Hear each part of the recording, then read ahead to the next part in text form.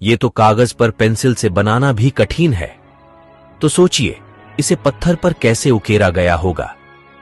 क्या आपको इस मंदिर के आर्किटेक्चर को देखकर आश्चर्य नहीं हुआ? हमारे प्राचीन पूर्वज जो धोती कुर्ता पहने वाले इंजीनियर थे, वह इतने विकसित थे, तो हमें यह क्यों बताया गया कि अंग्रेज भारत आए तब हम विकसित हुए? इसे देखने के बाद भी अगर आप वामपंथी इतिहासकारों के डॉक्टर षड्यंत्रों का अंदाजा नहीं लगा पाए, तो आपका स्वाभिमान अंदर ही अंदर मृत हो रहा है। यह प्रतिमा प्राचीन मंदिर के एक स्तंभ पर निर्मित है। 0.5 मिमी व्यास से कम पतली छड़ी को इस प्रतिमा के एक कान में प्रवेश कराने पर छड़ी का दूसरा सिरा दूसरे कान से होकर बाहर निकल जाता है। क्या आप बता सकते धोती कुर्ता पहनने वाले प्राचीन इंजीनियरों ने यहाँ किस तरह की टेक्नोलॉजी का इस्तेमाल किया होगा?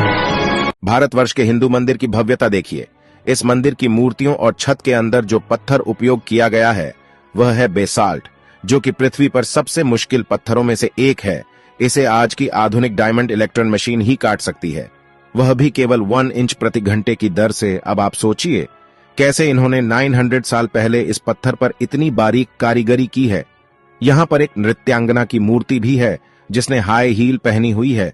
सबसे ज्यादा अगर कुछ आश्चर्यजनक है वह है इस मंदिर की छत। यहाँ पर इतनी बारीक कारीगरी की गई है जिसकी सुंदरता देखते ही बनती है। मंदिर की बाहर की तरफ जो पिलर लगे हुए हैं उन पर कारीगरी देखिए।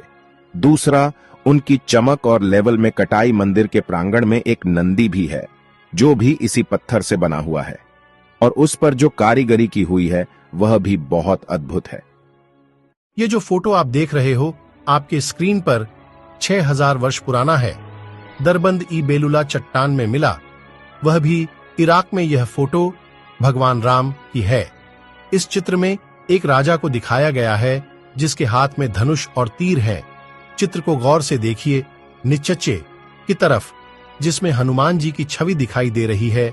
इतिहास में कुछ तो है जो हमसे दूर है। चेन्न केशवा मंदिर कर्नाटक प्रतिमा के हाथ और कंगन को देखिए। क्या आपको लगता है कि ऐसी फिनिशिंग और बारीक नक्काशी केवल छेनी हथौड़ी से संभव है? ठीक ऐसी ही एक प्रतिमा मंदिर के अंदर है जिसके हाथ में कंगन को आगे पीछे सरकाया जा सकता है, जबकि पूरी प्रतिमा को एक ही पत्थर से बनाया गया है ना अद्भुत? सच तो यह है कि हमारे मंदिर 7 आश्चर्यों की लिस्ट बनाने वालों की तुष्टिकरण की भेंट चढ़ा गया। 1000 साल नहीं, 5000 साल नहीं, 10,000 साल भी नहीं और 20,000 साल भी नहीं। बात करते हैं करीब 28,500 साल की, जब इस धरती लोक में कोई अब्राहमिक रिलीजन जैसे कि क्रिश्चियनिटी और इस्लाम एग्जिस्ट ही नहीं करते थे। बात हो रही है कल्प विग्रह की।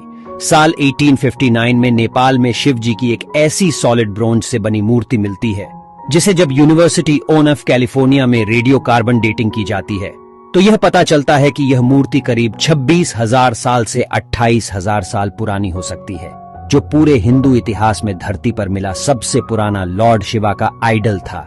न जाने ऐसे कई पुराने इतिहास भारत से लेकर पूरे दुनिया भर में दबे पड़े होंगे जो समय समय पर मानव को आश्चर्यचकित कर देती हैं। भारत के लोगों ने आखिरकार ये कैसे किया? भारत में है दुनिया का एकलौता ऐसा मंदिर जो सीधा नहीं बल्कि उल्टा बनाया गया है। गुजरात में एक बावरी है जो रानी उदयवती द्वारा 900 साल पहले निर्मित की गई थी। ये 100 रुपए के नोट के पीछे भी बनी हुई है, सरस्वती नदी तट पर स्थित रानी की वास में। इस मंदिर में ज्यादातर भगवान विष्णु की मूर्तियां हैं। इस बावरी को उल्टे मंदिर के रूप में बनाया गया है जो पानी की पवित्रता को उजागर करता है। अगर आप इस मंदिर को देखेंगे तो आपको उलटे लिखे पंक्तियां और 800 से अधिक मूर्तियां के साथ इस मंदिर में सारे सीढ़ियां नीचे की ओर जाते हैं। 1890 में आर्कियोलॉजिकल सर्वे ऑफ इंडिया के द्वारा इसे खोजा गया और इसे पूरा बाहर लाने में लगभग 30 साल का समय लगा। अद्भुत कैसे?